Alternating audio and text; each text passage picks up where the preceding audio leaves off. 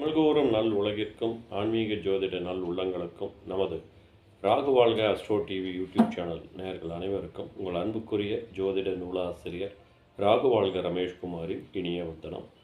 நட்சத்திரங்களின் வரிசையில் இன்று நாம் காண இருப்பது ஆயில்யம் நட்சத்திரம்.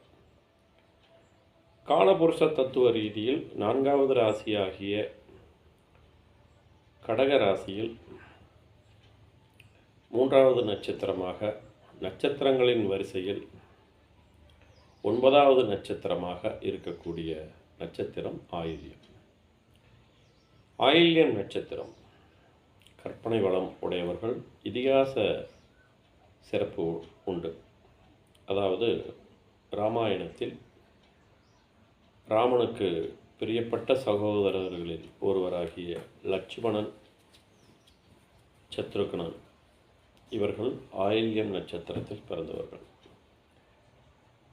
ராமன் லக்ஷ்மணன் இரட்டை குழந்தைகள் நினைப்பாங்க. உண்மையில் லட்சுமணன் சத்ருக்னன் தான் இரட்டை குழந்தைகள். இந்த ஆயில்யம் நட்சத்திரத்தில் பிறந்தவங்க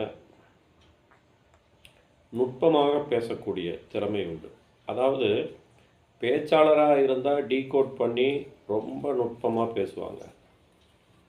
சரியாக பேசாமல் அழுத்தமாக இருக்கிறவங்க சுருங்க கூறி விளங்க வைக்கிற மாதிரி அழுகாமல் அவங்க பேசுகிற ஒவ்வொரு வார்த்தையும் ஆழ்மனதிலிருந்து வரக்கூடிய வார்த்தையாக இருக்கும்.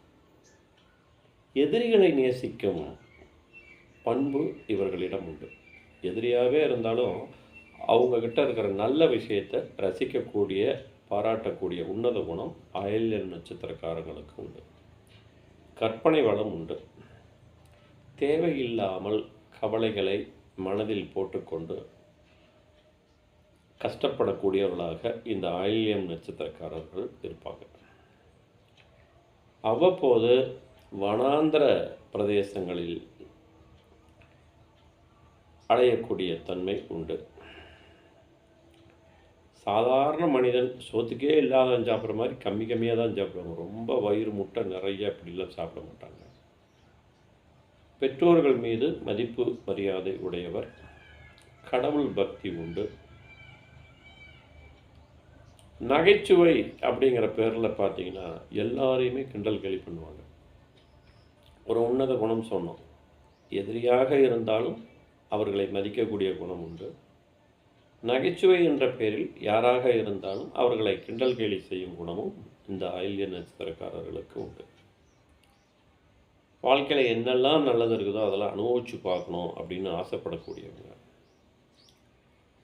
தன்னுடைய விருப்பம் அது நல்லதோ கெட்டதோ எதாக இருந்து அதை அடையணும்னு முடிவு பண்ணிட்டா எப்பேற்பட்டவங்களையும் எதிர்க்க தயங்க மாட்டாங்க, பயப்பட மாட்டாங்க.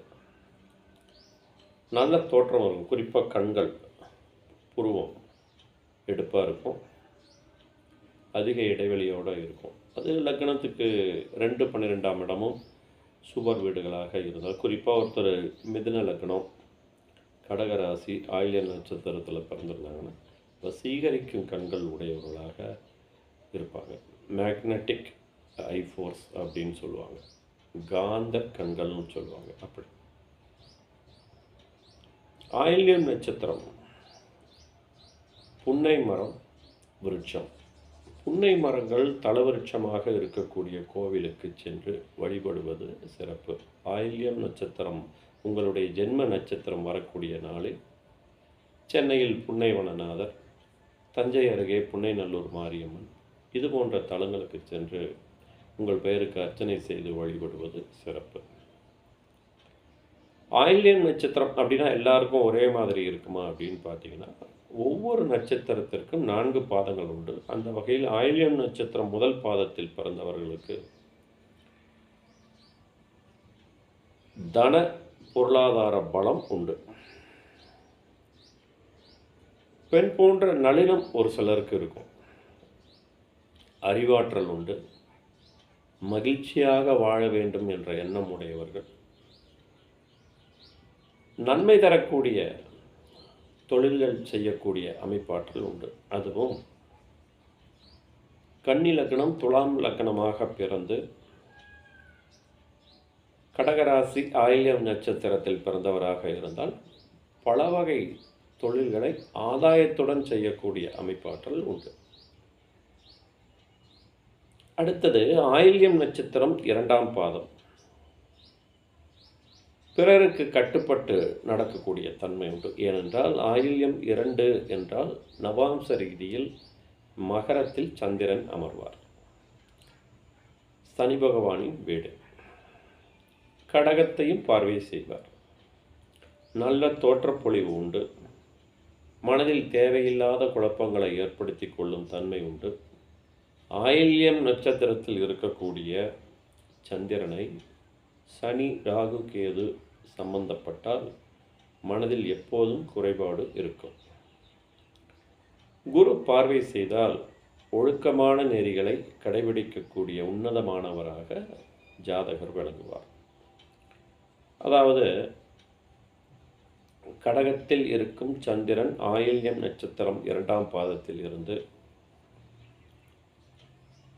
விருச்சிக ராசி கேட்டை 2ஆம் பாதத்தில் குரு இருந்தாலோ அல்லது மீன ராசி ரேவதி நட்சத்திரம் 2ஆம் பாதத்தில் இருந்து குரு பார்வை செய்தால் ஒழுக்க நெறியை கடைபிடிக்கக்கூடியவராக நற்புகழ் உடையவராக ஜாதகர் திகழ்வார். குரு பார்வை இல்லாமல் சனி ராகு கேது செவ்வாய் சம்பந்தப்பட்டு இருந்தால் பொல்லாதவராகவும் ஜாதகர் விளங்கக்கூடிய தன்மை உண்டு. கெட்ட சிந்தனை ஏற்படக்கூடிய தன்மையும் உண்டு.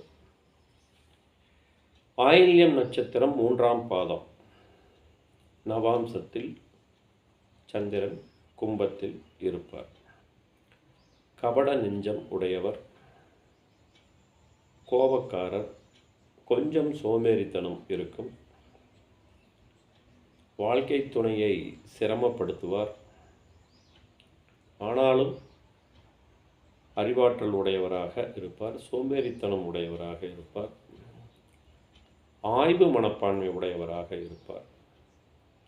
அப்படின்னா என்னன்னா, இந்த ரிசர்ச் ஸ்காலர் ஆராய்ச்சியாளர்னு சொல்லுவாங்க. அவங்க என்ன பண்ணுவாங்க, எந்திரிச்சா அவங்களுடைய மனநிலை மாறும், இந்த மூடு மாறும் அப்படிம்பாங்க. இருந்த இடத்துலையே அதை கொண்டு வா இதை கொண்டு வா அப்படிம்பாங்க. அப்போ அவங்களுக்கு துணைவியாக இருக்கக்கூடியவங்க குறிப்பறிந்து செயல்பட்டால் சிறப்பு, இல்லைன்னா இவங்க எரிஞ்சு விழுவாங்க. இதுதான் அதில் உள்ள நுட்பம். கோபத்தில்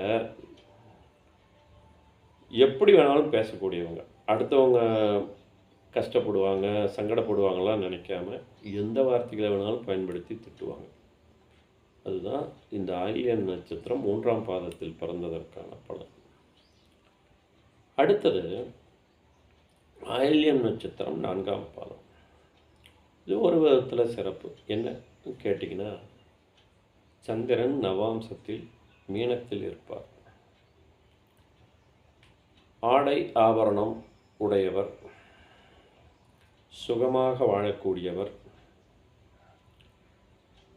இதில் இன்னொரு முக்கியமான விஷயம் என்னன்னு பார்த்தீங்கன்னா,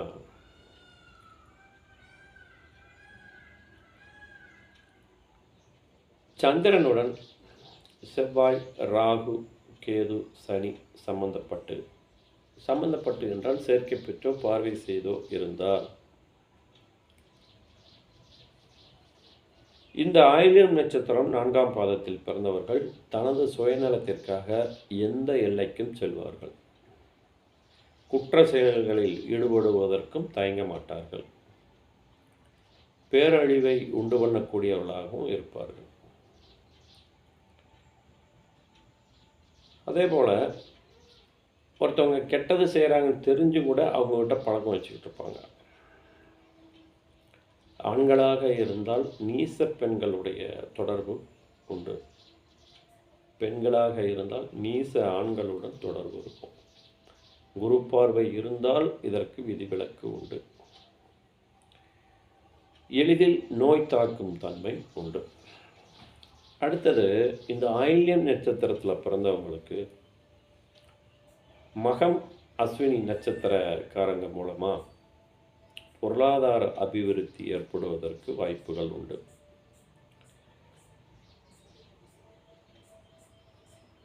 உத்திரம் நட்சத்திரக்காரங்க கிட்ட இவங்க கவனமாக இருக்கணும், சற்று விலகி இருப்பது நல்லது. அதே போல் கிருத்திகை நட்சத்திரக்காரங்க கிட்டேயும் கொஞ்சம் கவனமாக இருக்கணும், விலகி இருக்கணும். மூலம் நட்சத்திரக்காரங்கிட்ட பேசலாம், பழகலாம். ஆனால் அந்தரங்க விஷயத்தை பகிர்ந்து கொள்ளக்கூடாது. உத்திரட்டாதி நட்சத்திரக்காரங்கிட்ட பேசலாம், பழகலாம். ஆனால் வரவு செலவு வச்சுக்கக்கூடாது. ஆயில்யம் நட்சத்திரத்தில் பிறந்தவங்களுக்கு சித்திரை, அவிட்டம், மிருகசிரிடம் நட்சத்திரக்காரர்கள் இணக்கமானவர்களாக இருப்பார்கள். ஆயில்யம் நட்சத்திரத்தில் பிறந்தவர்களுக்கு கடகராசி பூசம் நட்சத்திரக்காரர்களை வணங்கி அவர்களுடைய வழிகாட்டுதலை பயன்படுத்துவது சிறந்த பலன்களை தரும். சுவாதி, சதயம், திருவாதிரை நட்சத்திரக்காரர்களிடம் மிக கவனமாக ஒதுங்கி இருப்பது நல்லது. சந்திராஷ்டம நாள், குறிப்பாக சதயம் நட்சத்திரம் அன்று எந்த ஒரு சுபகாரிய நிகழ்வையும் செய்யாமல் தவிர்த்து விடுவது உங்களுக்கு நல்லது. நேயர்களே, நட்சத்திர பலன்கள் வரிசையில் இன்று ஆயில்யம் நட்சத்திரத்தை பார்த்தோம். இதுபோன்று ஒவ்வொரு நட்சத்திரத்தையும் நமது ராகு வாழ்க அஸ்ட்ரோ டிவியில் கொடுத்து கொண்டு வருகிறோம்.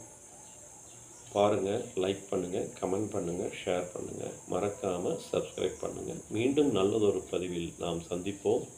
அதுவரை உங்களிடமிருந்து விடைபெறுவது உங்கள் அன்புக்குரிய ஜோதிட நூலாசிரியர் ராகு வாழ்க ரமேஷ்குமார்.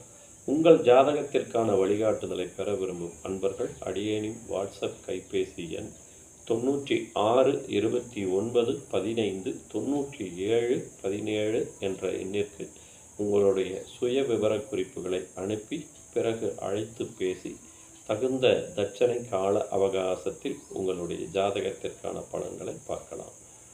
வாழ்க வளமுடன்.